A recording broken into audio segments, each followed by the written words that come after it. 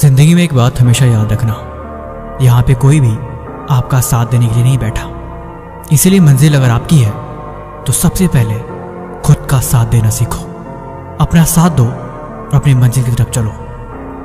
अगर रास्ते में चल पड़े हो तो यहाँ पे कभी किसी की बातों से कोई फर्क नहीं पड़ना चाहिए। कोई आपके बारे में क्या सोच रहा है, कोई आपके बारे में क्या कह रहा है, इस बात से आपको कोई फर्क नहीं पड़ना चाहिए। आपका गोल, आपका डायरेक्शन हमेशा क्लियर होना चाहिए। मन में एक विजन होना चाहिए, जो विजन बिल्कुल क्लियर होना चाहिए। अडिग रहो, अटल रहो और उस रास्ते पे चलते रहो। मान लो कहते हैं कि कोई भी सपना या कोई भी मंजिल तब नहीं पूरा होती जब आप उसके बारे में सोचते हो। कोई भी मंजिल तब आपको मिलती है जब आप उस रास्ते पे चलते हो। उसको पाने के लिए दिन रात मेहनत करते हो। एक ही सपने को पाने के लिए लाखों करोड़ों लोग हैं यहाँ पे। आपको अपनी पहचान कुछ अलग बनानी पड़ेगी।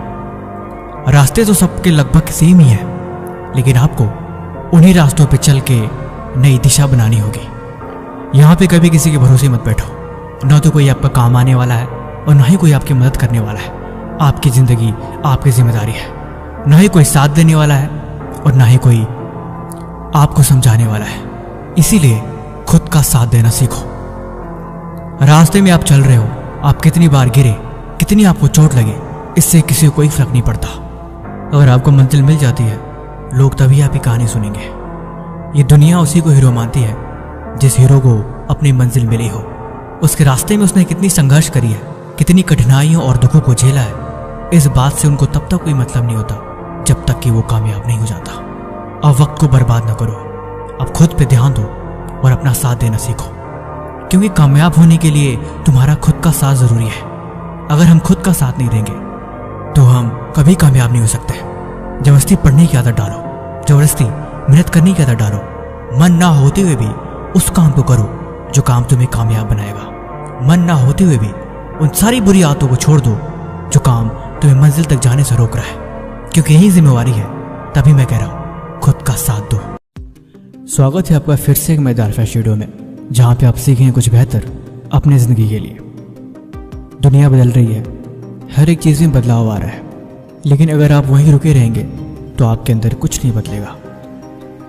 आप 2 मिनट सोच के देखो, अगर एलोन मस्क आपके दोस्त होते तो आप क्या सीखते? अगर बिल गेट्स आपके ग्रुप में होते तो आप उनसे क्या सीखते? या अगर महेंद्र सिंह धोनी आपके पड़ोसी घर में रहते तो फिर आप उनसे क्या समझते? माहौल फर्क पड़ता है। हम जैसे दुनिया में रहते हैं, जैसी चीज़ों को देखते हैं, वैसा हम बन जाते हैं। अगर आपके दोस्त रॉक म्यूजिक सुनना पसंद करता है तो थोड़े टाइम बाद, चाहे भले से ही आपको वो चीज़ पसंद ना हो, आपको भी पसंद आने लगेगी। अगर आप ऐसा नहीं बनना चाहते तो आप उनसे दूरी बनाओगे, लेकिन वो दूरी कुछ देर तक ही बनेगी। मतलब जितना ज़्यादा वक्त आप जिस माहौल में रहते हो, आप उस तरह के बनते जाते हो। आपके विचार, आपकी सोच, इस दुनिया की हर एक चीज़ बदलती है सिर्फ माहौल की वजह से। इसीलिए हर दिन आधे घंटे किताब पढ़ना ज़रूरी है। आप बोलोगे इसका भला किताब से क्या लेना देना? क्योंकि ये इसलिए ज़रूरी है क्योंकि जब आप किताब को पढ़ते हो तब आपका दिमाग सीखता है उस किताब में लिखी गई बातें और उस किताब में समझाया गया कंसेप्ट। अगर आप उससे मैच कर पाते हो तो वो चीज़ आपको इंटरेस्टिंग लगती है और आप थोड़े देर में ही उस माहौल में खो जाते हो। वो चीज़ हमें अक्सर बोर करती है, जिसे हम पसंद नहीं करते, लेकिन कभी कभी वो चीज़ ज़रूरी होती है जो हमें बोर करती है। आधे घंटे की किताब पढ़ने से आप उन चीज़ों को समझोगे जो आप नहीं सुनना चाहते, क्योंकि कभी कभी हमें वो मूवी पसंद आ जाती है जो मूवी हमें पसंद नहीं होती, लेकिन हम देखते देखते उस कंसेप्ट में दिखाई गई चीज़ों में खो जाते हैं और वो चीज़ हमें अच्छी लगने लगती है। लेकिन उसके बाद भी हम सीखते हैं। जो हम देखेंगे, जो हम सुनेंगे, जैसा हम पढ़ेंगे, वैसा हम बन जाएंगे, क्योंकि इंसानी दिमाग एक बंदर की तरह है। ये आज भी चीज़ों को देख के कॉपी करता है। जो देखेगा वो पक्का वैसा करने की कोशिश करेगा। अगर उसे चीज़ पसंद आ गई तो किसी भी कीमत पे वो वैसा बनने की कोशिश जरूर करेगा। वॉरेन बफेट कहते हैं कि वो आज भी हर दिन 300 पेज किताबों को पढ़ते हैं। ये उनकी नॉलेज और उनके थॉट को इम्प्रूव करती है। अब सवाल ये है किताबों को पढ़ा कैसे जाए, क्योंकि कुछ किताब इतनी बोरिंग होती हैं कि अगर वो समझ में ना आए तो हम उसे पढ़ना नहीं चाहते और हम उसे छोड़ देते हैं। लेकिन इस चीज़ को हम डिवाइड कर सकते हैं। नंबर 1, उस किताब को चुनें जिसमें आपका इंटरेस्ट हो, या फिर उस तरह की किताबें जो आप पढ़ना चाहते हो।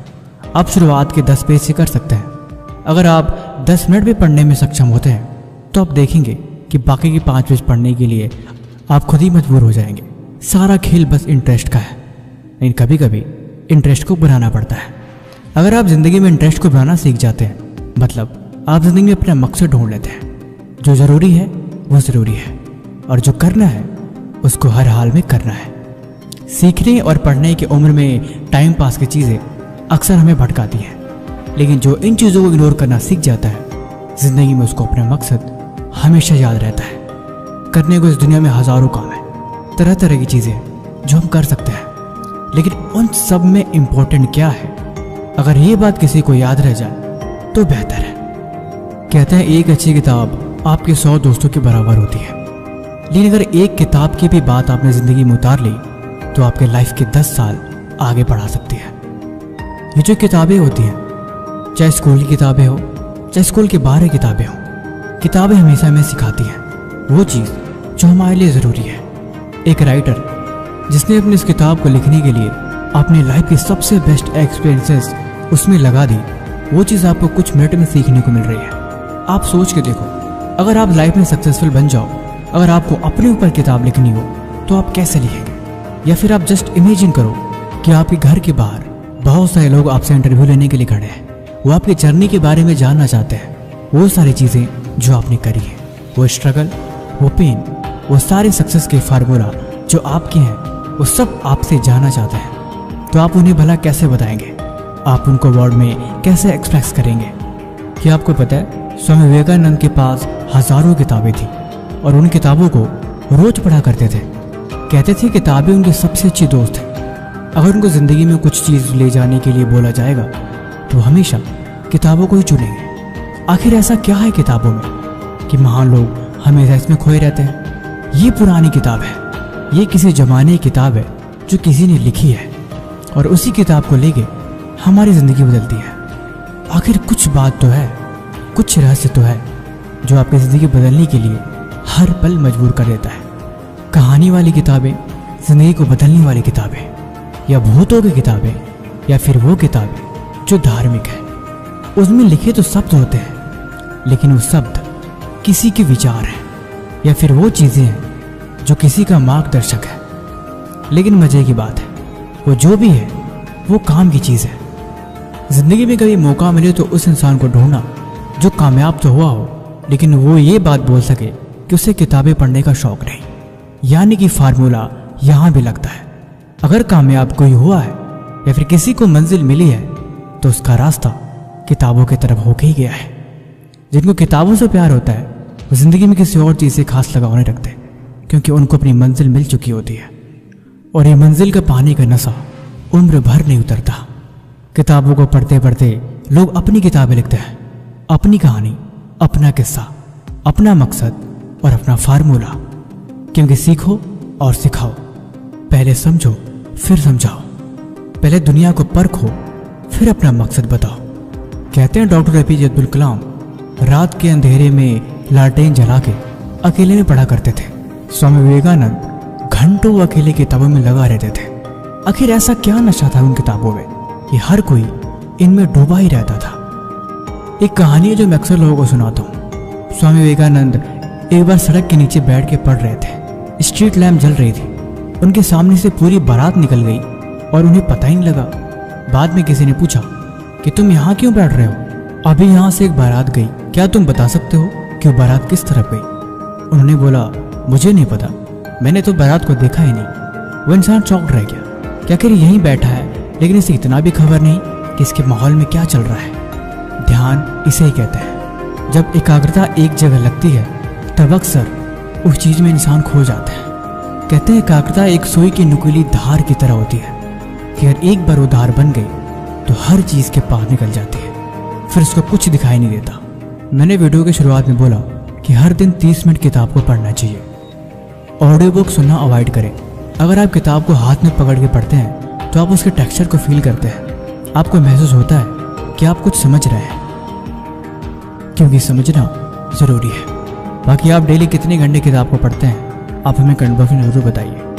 बाकी वीडियो आपको कैसी लगी आप हमें कमेंट बॉक्स में ज़रूर बताएं। और किसी भी तरह का सवाल है तो आप वो भी हमसे पूछ सकते हैं। तब तक मिलते हैं हम आपसे ऐसी एक और मजेदार वीडियो के साथ।